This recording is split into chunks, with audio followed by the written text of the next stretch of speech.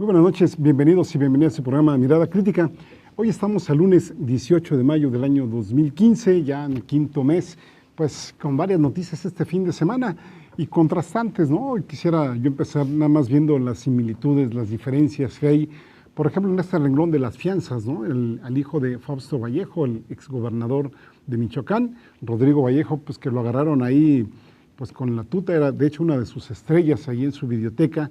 Pues nada más le metieron 7,000 pesos, una gran deuda que le metieron al pobre Rodrigo, al hijo de Fausto Vallejo, pues porque finalmente nada más lo acusaron ahí pues, de encubrimiento o algunas cosas de estas, a pesar de que hay muchas evidencias de enriquecimiento de tráfico, de enriquecimiento inexplicable, de tráfico de influencias y por supuesto de delincuencia organizada. Cómo no recordar aquellos videos donde está con la tuta ahí, pues tomándose algunas cervecitas, o algo, hasta daban ganas de que le invitaran a uno ahí a ver cómo estaban planeando el futuro de Michoacán y de otras partes del territorio nacional. Bueno, pues a este personaje le metieron 7,000 pesos. Pero ¿qué tal? ¿Qué tal ser un trabajador agrícola de San Quintín, donde pues obviamente ahí la gente está protestando por las paupérrimas condiciones de vida que tienen y pues un subsecretario puede darse el lujo de decir, no, pues ahora voy el viernes, no, pues ahora como que no hubo helicóptero, no tengo que viajar, pues me dejó el camión, ahora me dio gripa, etcétera, etcétera. Entonces pospone de viernes a miércoles y luego de miércoles a viernes, etcétera, etcétera. Total, hace un sentido de burla, hace un sentido de crispación social.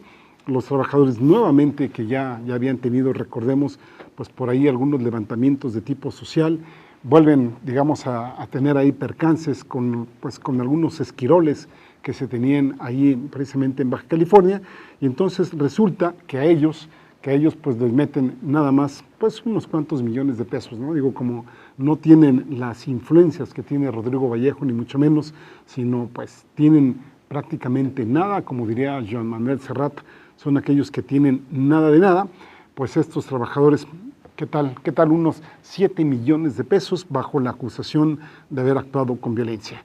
Y otro que tiene grandes influencias, pues es David Kohrenfeld, ¿sí? Exdirector de la Comisión Nacional del Agua, que recordemos usó un helicóptero, bueno, el último que se le documentó para usos privados, este helicóptero de 8 minutos, recordemos, pues lo multaron con 630,000 pesos, ¿no? Es decir, nada que ver con los 7 millones de pesos a los trabajadores agrícolas de San Quintín, y obviamente pues ahí como dirían ahí hasta los perros, hasta entre los perros hay clases, ¿no?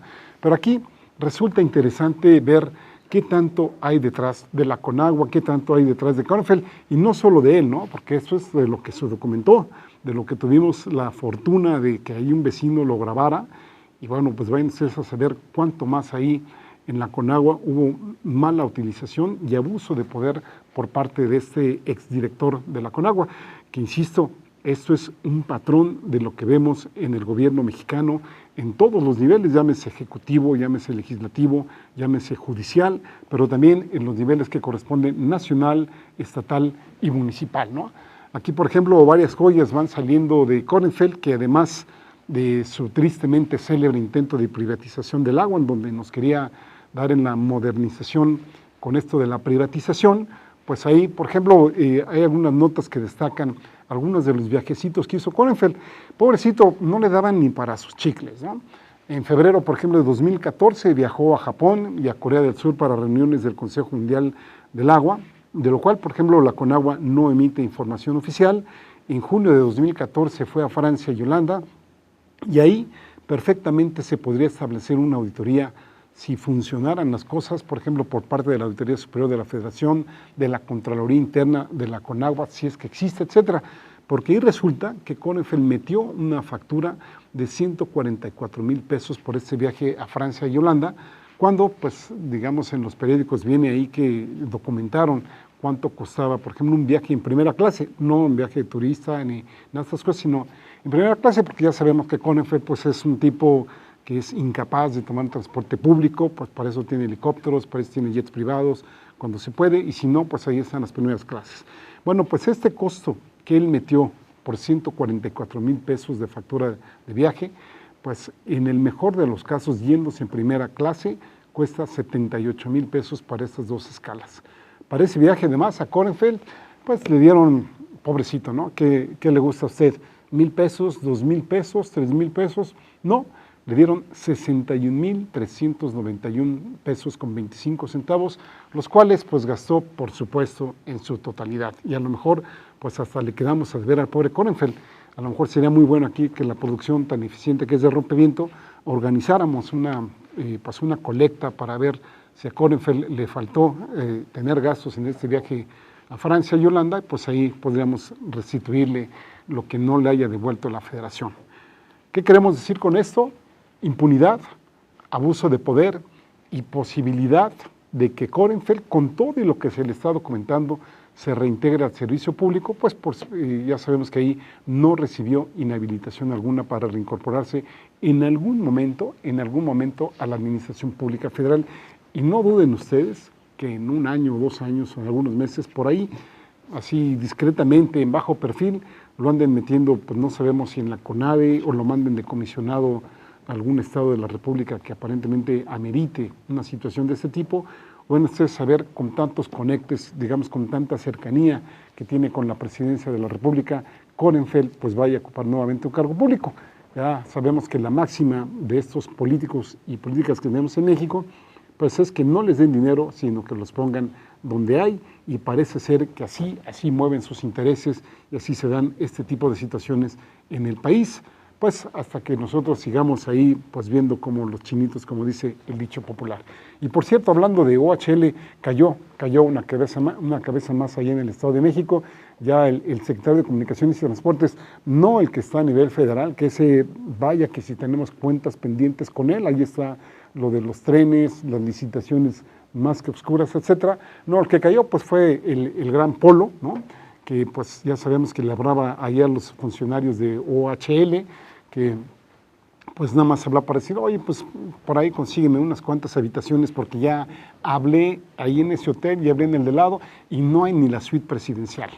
Aquí por cierto, se siguen recabando datos.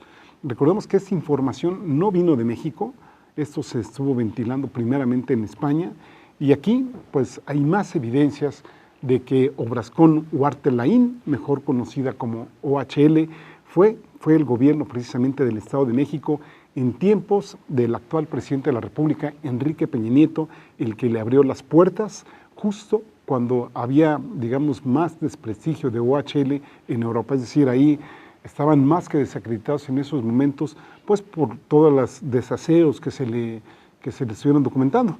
De hecho, pues, hay la teoría de que por eso se vino a América Latina y especialmente a México, porque ahí encontró campo propicio, ¿no? Como diríamos ahí cuando uno cultiva, por ejemplo, bacilos de tuberculosis, pues hay que ponerlos en un caldo de cultivo, les pone ahí un azúcar, un medio biológico así para que pues, puedan crecer las bacterias, si es que existen.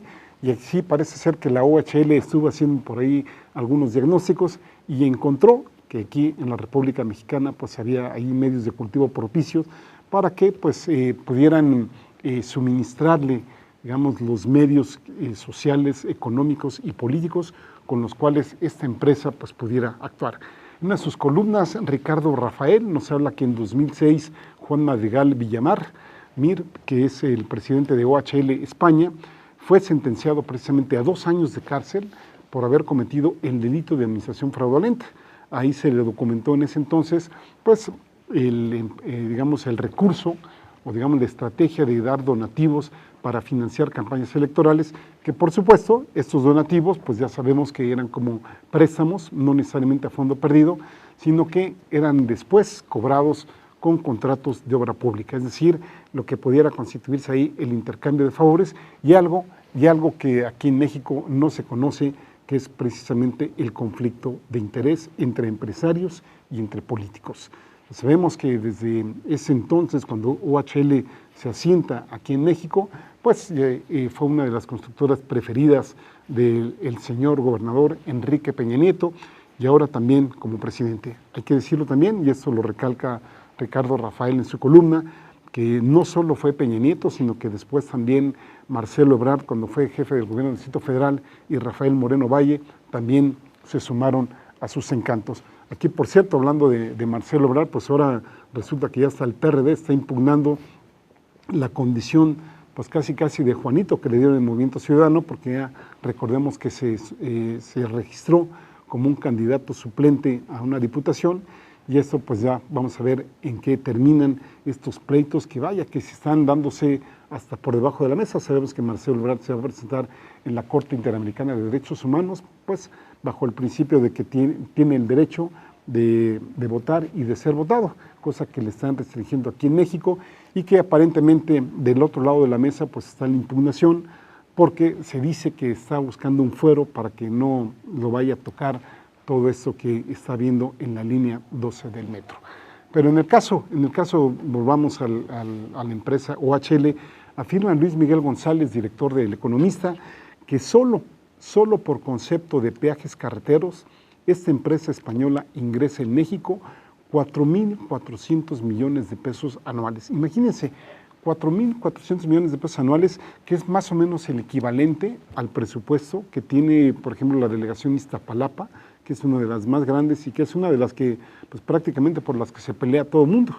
Y lo peor de este caso es que esta cifra va creciendo año con año un 25%. De hecho, desde diciembre de 2012, la filial mexicana de OHL ha acumulado contratos federales, ojo, federales, por un monto aproximado a los 66,000 millones de pesos, incluidos 40,000 millones de pesos en obras requeridas por Pemex. Hasta ahora, en México, este lodo solo se remueve en la prensa, y eso en algunas, porque ya sabemos que no todas están dando cobertura a esta situación. Ya sabemos que muchas nos tenemos que enterar que vengan o desde Estados Unidos o en este caso desde España. Aquí, ¿hasta cuándo se va a acabar este tipo de situaciones? Pues probablemente mientras nos sigan gobernando los que nos gobiernan, los que nos pisan, pues las cosas van a seguir igual. Como dirían ahí, nos regalan joyitas, nos regalan computadoras, nos regalan vales de primer empleo para que ellos sigan haciendo lo que quieran. ¿Será? Ahora sí, como dirían, ¿hasta cuándo? Vamos a hacer una pausa musical, vamos a escuchar a Marilyn Ross con esta canción que se llama precisamente Honrar a la Vida. A ver si les gusta.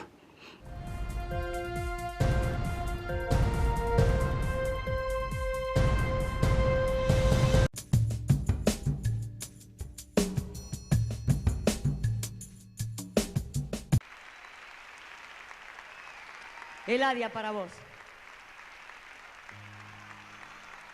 Y de Eladia Blasquez también, este tema, el más votado también de estos votos.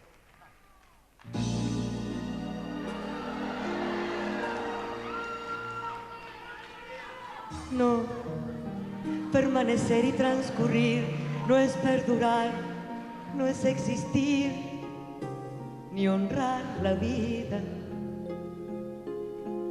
Hay tantas maneras de no ser, tanta conciencia sin saber, adormecida. Merecer la vida no es callar y consentir tantas injusticias repetidas. Es una virtud, es dignidad, y es la actitud de identidad más definida. Eso de durar y transcurrir no nos da derecho a presumir, porque no es lo mismo que vivir, honrar la vida.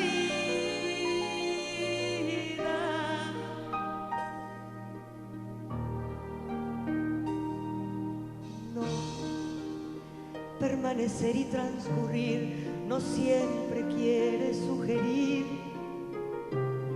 honrar la vida. Hay tanta pequeña vanidad en nuestra tonta humanidad enceguecida. Merecer la vida es erguirse vertical, más allá del mal de las caídas, es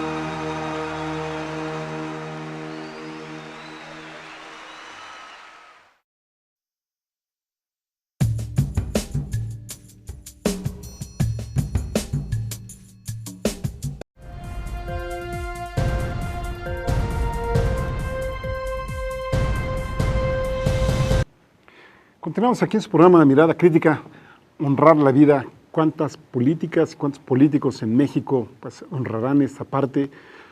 Creo que muy pocos. De hecho, acaba de haber un evento en Chiapas, allá en Caracol de Oventic, y pues ojalá ustedes puedan escuchar, meterse a la página de Enlace Zapatista. Hay una serie de audios ahí de este evento que hubo muy bueno, y hay unas pues ponencias excelentes que me parece ser que dan mucho material de reflexión acerca de cómo nos está llevando el capitalismo. A mí me hicieron recordar mucho a Mafalda cuando dice que en vez de que uno lleve la vida por delante, pues la vida se lo lleva por delante a uno, y parece ser que en esta vorágine capitalista pues hay que producir, producir y producir, y si no estamos produciéndole al propio sistema, pues ahí estamos mal, y ahí pues nos puede desangrar.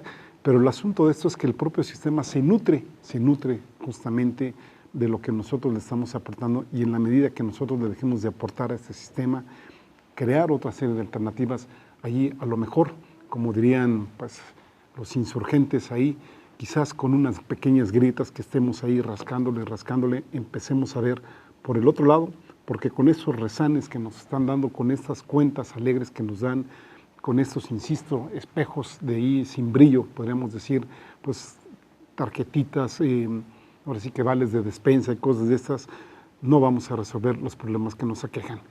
Y menos aún, pues se honra la vida, por ejemplo, cuando vemos, como no recordar, pues ahí estamos, pues la vida de los mineros, la de los jornaleros, y por supuesto la de los niños aquí en México, en los que la gran mayoría pues viven en estados de indefensión, en pobreza, y a veces pues dejan de existir por aspectos que no tienen nada que ver con ellos mismos, y sí por un sistema que pues tiene en el olvido, en la marginación, pues valiéndole gorro lo que le sucede a muchas poblaciones que están aisladas.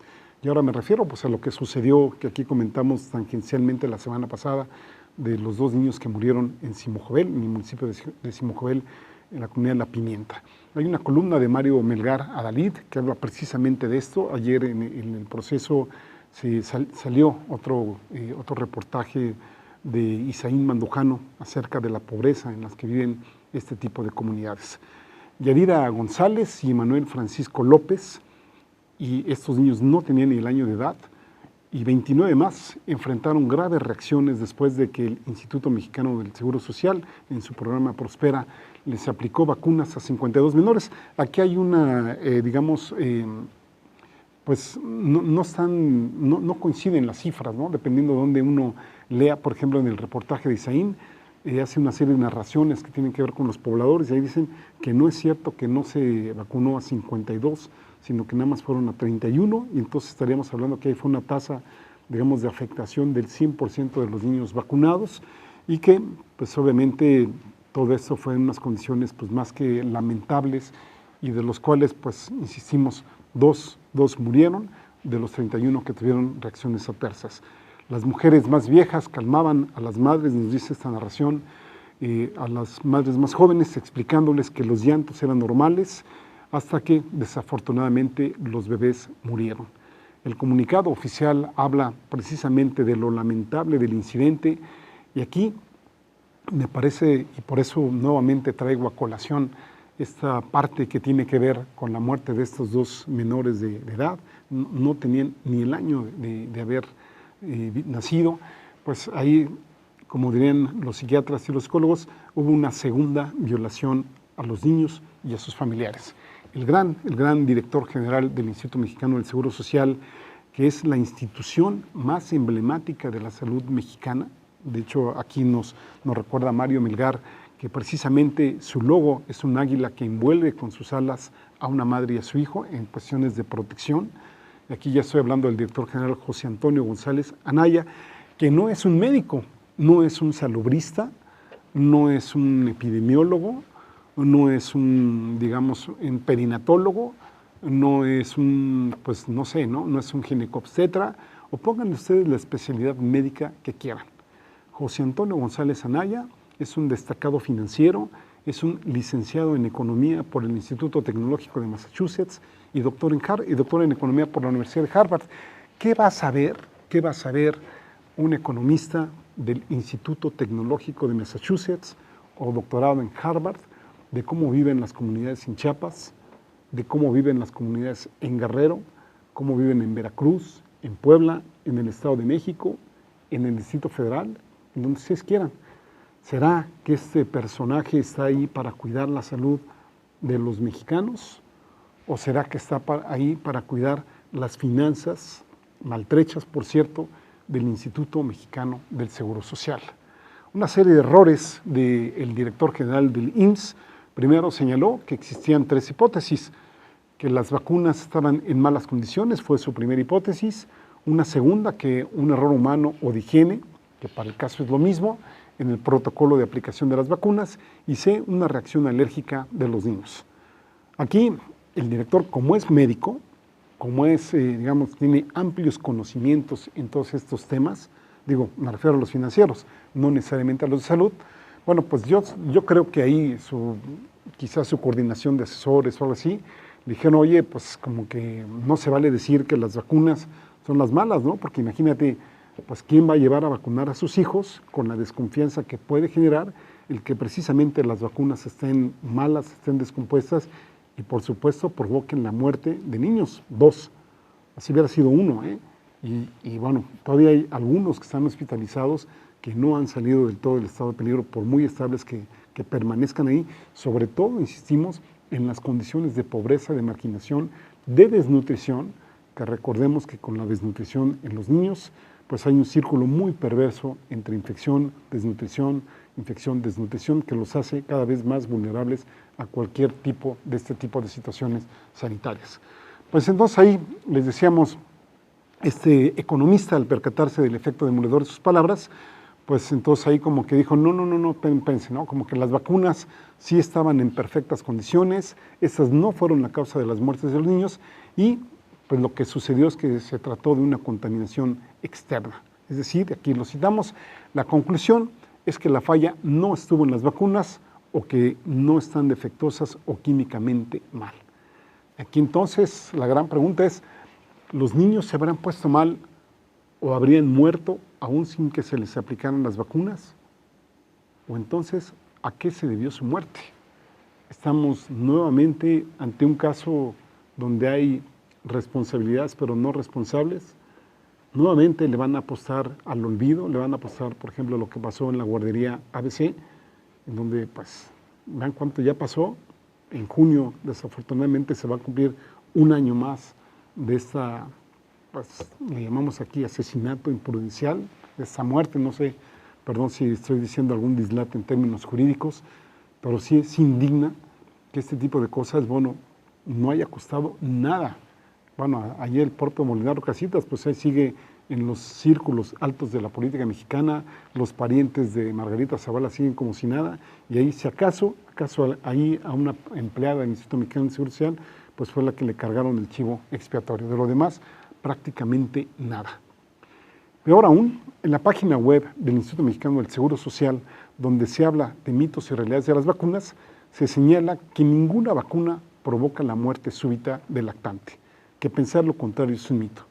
Entonces, aquí es donde viene el punto, que precisamente la respuesta de José Antonio González, el economista, dio a la pregunta de que se iban a indemnizar a los padres por la muerte de sus hijos. Ahí dijo, si se le sale la vena economista y el hombre de finanzas públicas que es, y dice, no, a lo mejor pensaba en su subconsciente que para no comprometer recursos destinados a los más pobres de los pobres, contestó que tendrían que esperar hasta saber la causa de las muertes. Por su parte, concluye en su crónica Mario Melgar, los habitantes de Simojovel, uno de los municipios más pobres del país, cooperaron para regalarles a los padres 2 féretros blancos para sepultar a sus pequeños. Según el INEGI, en el censo de 2010, en La Pimienta vivían 1,755 habitantes. Ahora viven 2 bebés menos, ¿verdad, señor José Antonio González Anaya? Pero hay que esperar a ver de qué fue la muerte, pues para ver si el Instituto Mexicano del Seguro Social puede cooperar en algo o no. Ojalá puedan leer el reportaje también de Isaín Mandujano en la revista Proceso que anda circulando en esta semana, en donde justamente ahí nos recuerda que la pobreza, la exclusión, la marginación, la carencia de servicios de salud con calidad es lo que privó, digamos, en lo que Galton, un sociólogo por ahí en la década de los 70 mencionaba, que se refería a la violencia estructural que tenemos y muchísima en el país. Obviamente este tipo de situaciones no lo vamos a ver en las lomas, no lo vamos a ver en la Casa Blanca y no lo vamos a ver en el 2% de la población que vive en otros mundos de aquí de México, porque ahí tienen lo mejor de lo mejor. Y lo peor de lo peor, pues para el resto de la población, que ahí basta con que los partidos políticos ofrezcan pues una que otra vale de despensa, una que otra vale para el empleo, o como dirían, pues un pequeño aumento al salario mínimo, que es lo mínimo, cuando tuvieron 12 años para hacerlo. Eso de verdad no se vale, eso es reprobable, eso se llama pues no solo oportunismo, sino cinismo. Y bueno, pónganle ustedes los adjetivos que quieran. Vamos a hacer una pausa aquí en Mirada Crítica, vamos a escuchar al grupo Inti Illimani, ya tiene mucho que no los oímos, con esta melodía, que es un canon de 7 voces, que se llama La Fiesta de la Tirana. Ahora regresamos.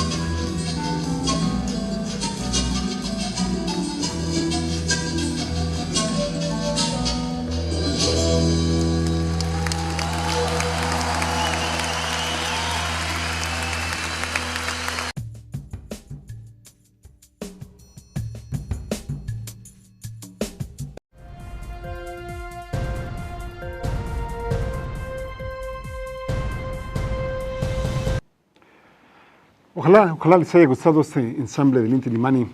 Y bueno, pues vamos a hablar ahora un poco del clima electoral aquí en México. Mucha insistencia por parte del Instituto Nacional Electoral, obviamente los partidos políticos para que votemos, para que vayamos este 7 de junio a votar.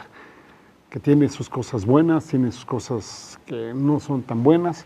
Y aquí uno se pone a pensar, pues como para qué, a quién beneficia este clima.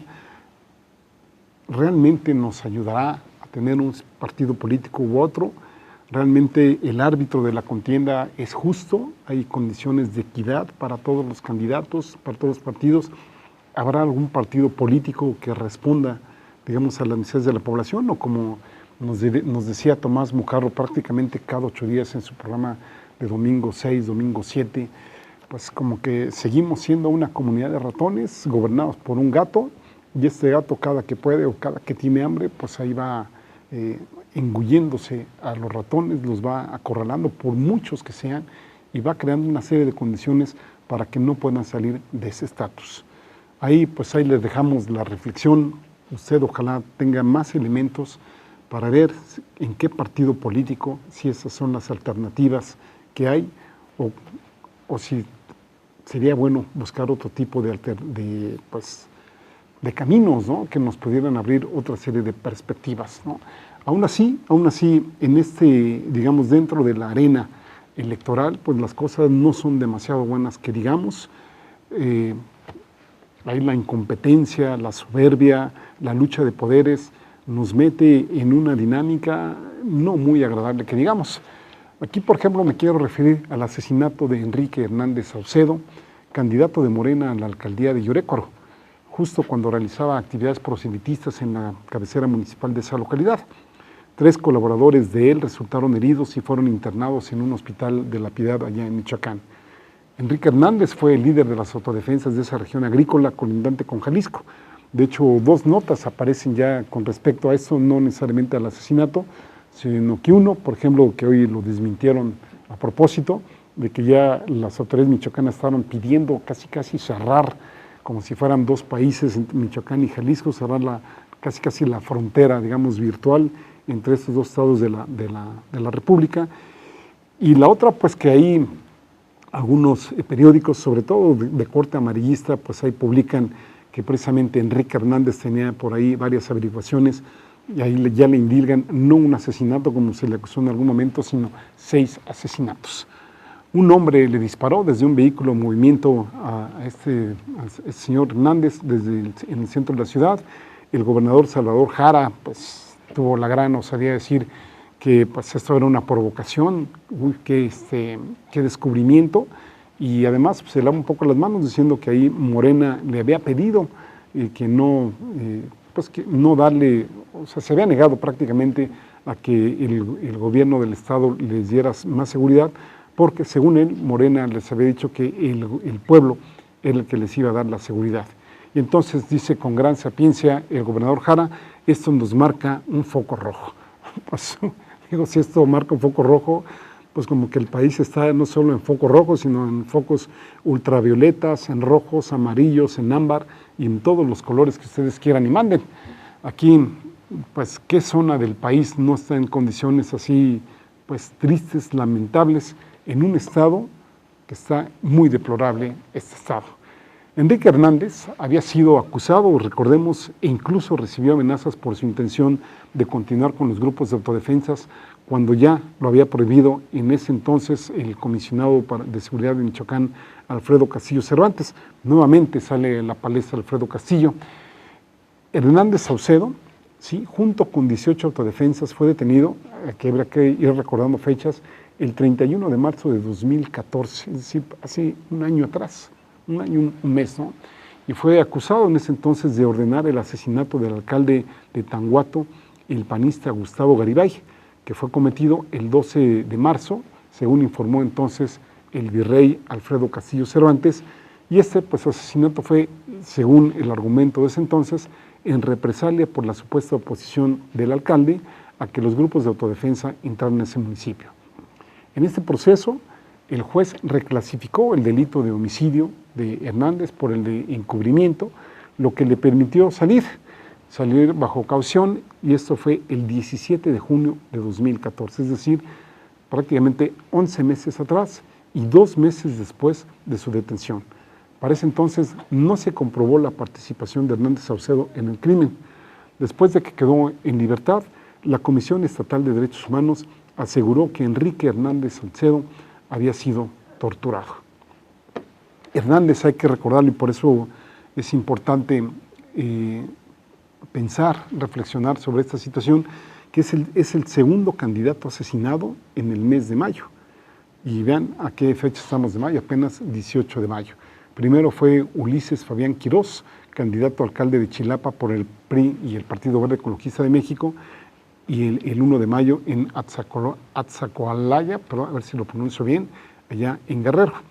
Y aquí entonces, pues, nuevamente volvemos a preguntar, ¿no? Como diría una canción de Biglietti, nuevamente preguntamos a los presentes si estos son los datos de mayor seguridad que tenemos aquí en el país y son los datos de que aparentemente vivimos una menor violencia aquí en México. Parece ser que no, parece ser que ahí hay una confrontación entre el discurso gubernamental y lo que sucede a los que estamos aquí abajo. Según una nota del periódico Universal en este fin de semana, del 19 de febrero al 14 de mayo, saque ustedes la cuenta, febrero, marzo, abril y mayo, es decir, poquito menos de 3 meses, 7 políticos, 7 vinculados al proceso electoral han sido asesinados, y la violencia se ha hecho más que visible en 2 estados del país. El primer asesinado, habría que recordarlo, fue Carlos Martínez Villavicencio, precandidato del PRD a una diputación por Oaxaca. Los últimos hasta ahora fueron precisamente Hernández y el candidato del PRI a regidor de Huimanguillo, Tabasco, Héctor Cruz López. No hay detenidos en estos crímenes. Esta es la situación que estamos viendo. Me parece ser que es muy cuestionable. Me parece ser que, pues, quién está decidiendo por qué candidatos se van a votar, digamos, cuál es el menú que nos dan en un cierto restaurante. Es como si ustedes llegaran a comer a algún sitio, a desayunar o a cenar, y como que el mesero les dijera, o es el menú A o el menú B, ¿no? Como en algunos restaurantes chinos que les ponen ahí ya los combos, o escogen el uno o escogen el B, aunque no necesariamente pues son del agrado, digamos, todos los platillos que vienen ahí, y que ya sabemos que, insisto, aquí administran la pobreza, administran la situación que tenemos en el país, pero no resuelven necesariamente las situaciones que hacen falta a la población. Insistimos, hacen falta más alternativas, y creo que la solución desde el punto de vista electoral es absolutamente parcial y no cubre todos los requerimientos que México, en una situación en la que estamos, pues necesita, ¿no? Hoy también, 18 de mayo, queremos recordar el Día del Maestro. Fue el pasado 15 de mayo. Por supuesto, pues un gran abrazo fraterno a este sector de la población mexicana, que es pues de lo más importante para el país y de la cual nos debe de mover a mejorar la situación. Obviamente sabemos que hay muchos sectores dentro del gremio magisterial que habría que aplaudir, otros no tanto, y que desafortunadamente es un sector muy manoseado, que lejos, digamos, como el sector salud, que tendría que permanecer desde un punto de vista neutral y, digamos, darle acceso a toda la población, pues desafortunadamente no ha tenido la suerte, digamos, hasta ahora del sector salud, que se ha visto un poquito más al margen de todo este tipo de situaciones. Y es comprensible que no lo sea, porque por un lado, como decíamos, tendría que haber absoluto acceso a la población en esta parte, digamos, para salir del desarrollo, del subdesarrollo, y que llegamos precisamente a tener mejores niveles educativos, porque aquí la primera pregunta que surge es, bueno, ¿educar para qué? ¿Con qué filosofía? ¿Bajo qué perspectivas? ¿Qué aportes teóricos se le daría, digamos, a la población mexicana que está en menores niveles de educación? En el caso, por ejemplo, de comunidades indígenas, los procesos educativos también son procesos digamos, que rompen los vínculos culturales que tienen cierto tipo de poblaciones. Obviamente sabemos que todo se castellaniza, que todo se homogeneiza, es decir, unas por otras, ¿no? Digamos que las bondades del sector educativo es que no en balde podrían ser un elemento que le dé más capacidad a la población en términos autonómicos, en términos autónomos, en términos de que la gente tenga más elementos, tenga más canales neuronales, digamos, tanto internos, y que tenga, por supuesto, mayor información para tener acceso a pues, a oportunidades en diferentes ámbitos. Pero ya sabemos que la educación aquí en México no corre esa suerte. Sabemos que es manoseada desde el punto de vista político, insisto, por la perspectiva que le quieren dar. Ya sabemos que en los gobiernos de derecha nos quieren quitar la biología, nos quieren quitar la historia de México, nos quieren quitar muchas cosas y prácticamente, como diría el Esther Gordillo, pues a lo mejor las normales de algunos maestros, pues convertirlas en puestos de capacitación de los bienes o de los botones, por ejemplo, de ciertas cadenas hoteleras. Y más aún se hace más grave cuando le metemos ahí o le mezclamos las cuestiones que tienen que ver con los recursos económicos que se destinan a este tan importante sector en México. Según la columna de Galván Ochoa del 15 de mayo, precisamente, en México hay 1.155.722 maestros en la nómina del gobierno federal. Fíjense ustedes las cifras que maneja Galván Ochoa. En el primer trimestre de 2015 se cobraron 66.910 millones de pesos. Si esto, digamos, fue en el primer trimestre y lo, digamos, por una regla de 3, lo pasamos a términos anuales, estaríamos hablando de 268.000 millones de pesos por conceptos de salarios. Esa precisamente fue la base del reino y la fortuna por muchos años del Esther Gordillo. Imagínense ustedes qué les gusta una cuota de 20 pesos por maestro.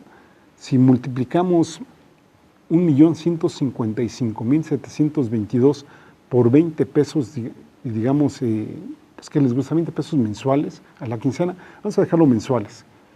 1.155.000 por 20, ¿no? Por 20, digamos, 20 pesos por 12, digamos, por 12 meses del año, pues eso nos podría dar las cantidades que se manejan, parte de las cantidades que se manejan en el sector educativo aquí en México. Vamos a hacer una pausa y continuamos aquí un poco analizando esta parte del sector educativo aquí en el país.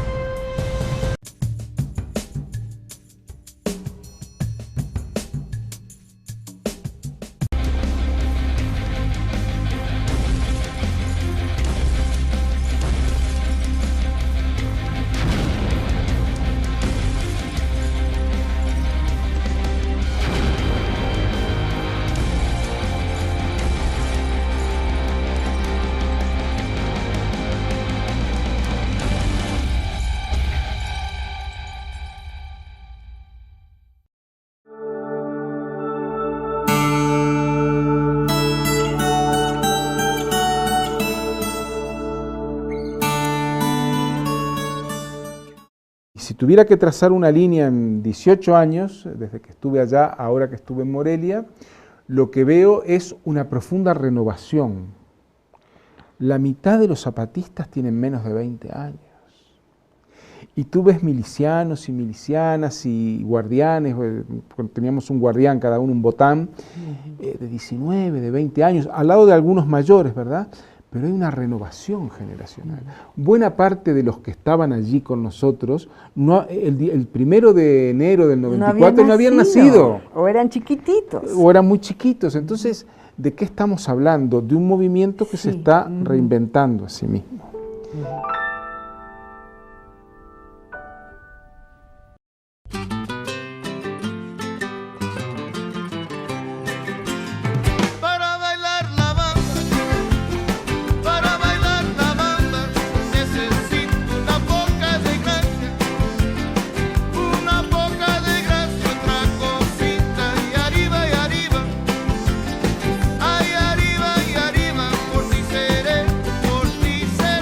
Por ti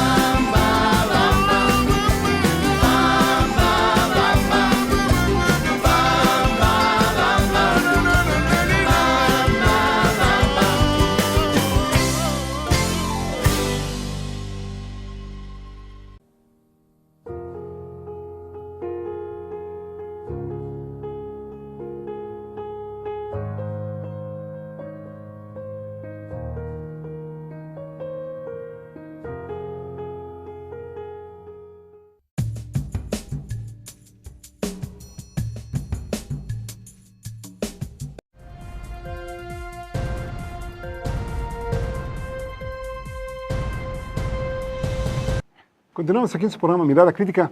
Vamos a pedir a la producción, antes de continuar, que nos mande por favor los cartones de la semana.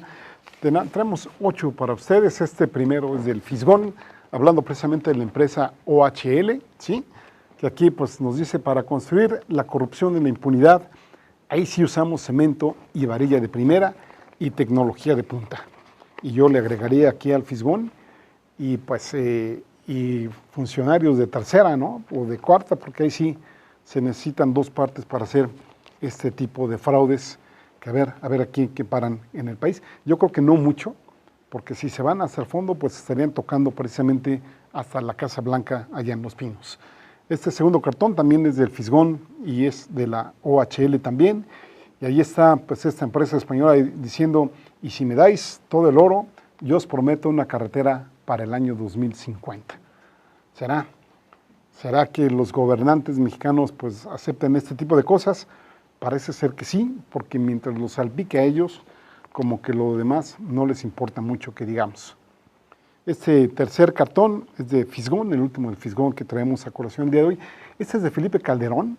Hubo muchos cartonistas que, pues ustedes saben que Calderón está en campaña. No sabemos si necesariamente apoyando a los candidatos o bien apoyando a su candidata para el 2018, es decir, a su esposa, pues primero para que obtenga la presidencia del PAN y de ahí lanzarse a la presidencia de la República. Entonces dice Felipe Calderón, pues ¿qué tanto les preocupa que yo esté otra vez en campaña? Y ahí lo pone precisamente el Fisgón sobre una gran tumba de muertos, 150,000 ejecutados, pone aquí el Fisgón. Según las cifras, por ejemplo, Amnistía maneja 78,000, otros dan 100,000, otros dan 125,000.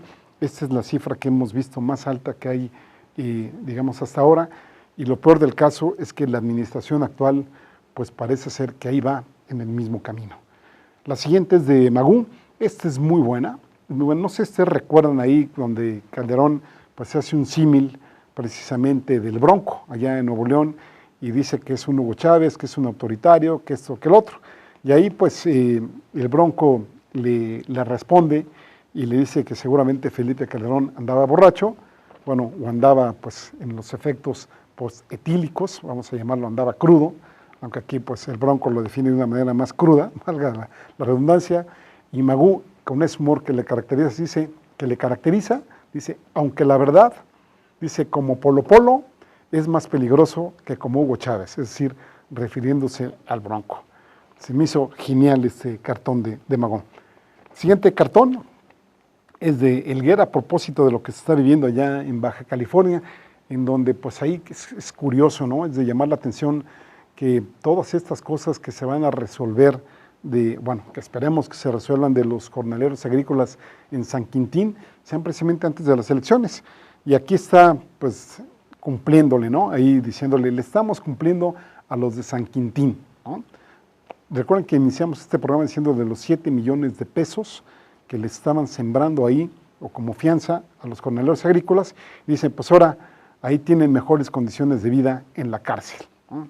Qué bien, ¿no? Por ahí, por el gran subsecretario que no se atreve a ir a San Quintín, o que se reporta enfermo, o que dice pues que no tiene transporte para ir a Baja California, como si nadie más pudiera ir a Baja California salvo él, ¿no?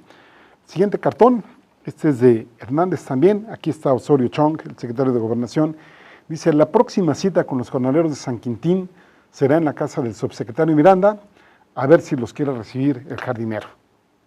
¿Será? Porque ahí, bueno, pues, en vez, por ejemplo, si no fue el subsecretario Miranda, ¿por qué no fue el secretario Chong? No, para nada, parece que enviaron a funcionarios de menor categoría, que obviamente eso habla del desprecio, digamos, de la importancia que le dan o de los mensajes que se dan cuando se quiere pues, solucionar un problema. Recordemos que en política la forma es fondo. Siguiente cartón es de Magú, nuevamente hablando de Baja California. Este es brutal, este deberá estar hasta como de portada para un libro o como para un póster que lo tengamos ahí, ¿no? Digamos, en todas las cosas que se están pidiendo, en todas las demandas de los jornaleros agrícolas, pues aparte de la cuestión salarial, está la cuestión también de las prestaciones sociales. Y entonces dicen ahí, seguro social concedido. ¿Cuál es el otro punto? Que tenga medicinas, y le contestan, eso sí está cabrón. Y eso, esto pudiéramos perfectamente tenerlo, pues hace rato que hablamos de las comunidades marginadas y excluidas de Chiapas, Oaxaca, Guerrero, Puebla, etcétera, etcétera, pues perfectamente podría caber en cualquier parte del territorio nacional. Y este último de Hernández, a propósito también del tema de las elecciones, está también muy fuerte, ¿no? Aquí está pues una persona que semeja o que representa a alguien de la delincuencia organizada, donde dice, nuestras elecciones son más efectivas. Es decir, pues parece ser que ahí hablan con las armas y no necesariamente con votos. Hablamos, por ejemplo, de los 7 personas asesinadas que están vinculadas al proceso electoral, pero también habría que decir pues, de los desaparecidos, los levantones, las amenazas, las intimidaciones, que eso pues también está a la orden del día aquí en el país, y ese es desafortunadamente el panorama con el cual estamos a 18 de mayo y las elecciones pues ya se anuncian para el 7 de junio. Es decir, muy, muy cerca ya están, y el país pues sigue ahí, no con un foco rojo, como diría el gobernador Jara, sino con muchísimos focos rojos, ¿no? Que en Chiapas, por ejemplo, sabemos que anuncian la venta de tamales, en otros puntos anuncian personas no muy, digamos, de buenas conciencias, como diría la gente de derecha, y esto estaría lleno o de puestos de tamales o de puestos de otro tipo de servicios que desafortunadamente, pues ese es, como diría Cristina Pacheco, aquí nos tocó vivir y aquí nos tocó, pues ojalá ayudar a parir para que esta situación pues se componga y no nos acostumbremos a este tipo de situaciones. Bueno, pues regresemos al tema que nos quedamos hasta antes de la pausa. Estábamos hablando precisamente del Día del Maestro y de las cosas que vienen detrás de esto.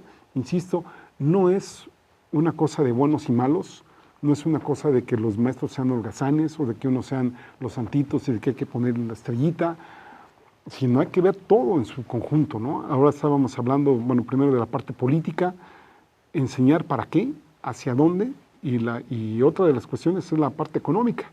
Fíjense, siguiendo esta misma nota que estábamos hablando de Galván Ochoa, cita un análisis del Centro de Investigación Económica y Presupuestaria, en donde ahí hablan de que existen 105.770 plazas asignadas a más de una persona, ¿no? Como que ahí las cifras no cuadran a veces muy bien. Nos menciona que Oaxaca es la entidad con mayor número de plazas, 70.140, y que obviamente con este número de plazas es el que tiene mayor costo salarial por alumno. Si dividimos maestros sobre alumnos y lo que se gasta, pues cada maestro saldría 58.188 pesos, mientras por ejemplo que en Guanajuato pues apenas, digamos, si únicamente hacemos este cociente, es de 7.833. También nos habla de que el salario bruto mensual promedio de un maestro para educación básica pues más o menos anda en 19.248 pesos. Es más o menos las cifras que se dan en esta parte pues que cita Galván Ochoa allá en su columna, ¿sí? ¿Cómo estaba entonces el sector educativo desde el punto de vista del sector magisterial? Sabemos que hubo hasta cierto tiempo un gran control de parte del Sindicato Nacional de Trabajadores de la Educación. Después salió un ala disidente que es la Coordinadora Nacional de Trabajadores de la Educación. Digamos, ahí hay este pleito en donde de parte del CENTE, pues la gran beneficiaria que había habido era el Bester Gordillo, hasta que llegó pues las diferencias con Peña Nieto, la mandaron pues obviamente ahí a Tepepan, ahí está recluida en la parte, digamos, hospitalaria, etcétera. Por cierto, ahí hay columnas, creo que una de Salvador García Soto diciendo que le iban a dar de alta, bueno, no de alta, sino que le iban a dar prisión domiciliaria, porque sabemos que el Bester Gordillo ya tiene más de 70 años, pero que esto lo iban a hacer por cuestiones políticas hasta después de pasadas las elecciones. Vamos a ver si este columnista tiene razón. El hecho es que no necesariamente el propio sindicato son los que tienen, digamos, beneficios de los recursos económicos que se destinan al sector educativo. Carlos Loret de Mola, en su columna del Universal, esta del 7 de mayo, habla que a partir del 1 de enero de 2015, y de acuerdo a los logros de la reforma educativa, la propia federación es la que paga directamente a cada maestro, es decir, ya no son los estados, los 32 estados, sino que es la federación la que tomó el control de la nómina de los maestros. Hasta antes de esto, la Secretaría de Hacienda transfería a los gobiernos de los estados el monto de los pagos para los profesores que le pertenecían a la nómina federal. De hecho, los maestros contratados directamente en una nómina estatal no representan más del 10% del total, es decir, 9 de cada 10 maestros son contratados vía federación. Bueno, fíjense lo importante de esta nota. Durante las primeras 5 quincenas de 2015, es decir, 2 meses y medio, Hacienda detectó 11,000 millones de pesos que se pagaban a supuestos maestros en los estados. Y escribe Loret de Mola que no hay auditoría que no exhiba el manejo discrecional del dinero por parte de los gobiernos estatales. Desvíos del dinero de los maestros, personas en nómina que no tenían nada que ver con las aulas. Además, los gobiernos estatales se estaban quedando tanto con el pago de impuestos, por ejemplo, solo en el caso que tiene que ver con el impuesto sobre la renta, ahí en esos 2.5 meses, 6,000 millones de pesos. También se estaban reteniendo las cuotas que se retenían del ISSSTE y del FOBISSSTE. Allí, pues, la friolera de 13,000 millones de pesos a los profesores. Y entonces aquí la pregunta es, ¿y todo este dinero en qué se estaba gastando, en qué se está utilizando? Pues ya más o menos podemos imaginarnos en qué se destinaban estos recursos, desde el enriquecimiento personal hasta los amigos, hasta por supuesto el financiamiento de las campañas políticas o en tejer alianzas para futuros puestos que se tienen los unos con los otros. Ese es el panorama que tenemos aquí en México. Vamos a seguir hablando de este punto el próximo programa. Ya se nos acabó el tiempo por el día de hoy. Que les vaya muy bien, que tengan un muy buen inicio de semana. Cuídense mucho y hasta el próximo lunes. Sigan aquí en rompeviento.tv. Hasta luego.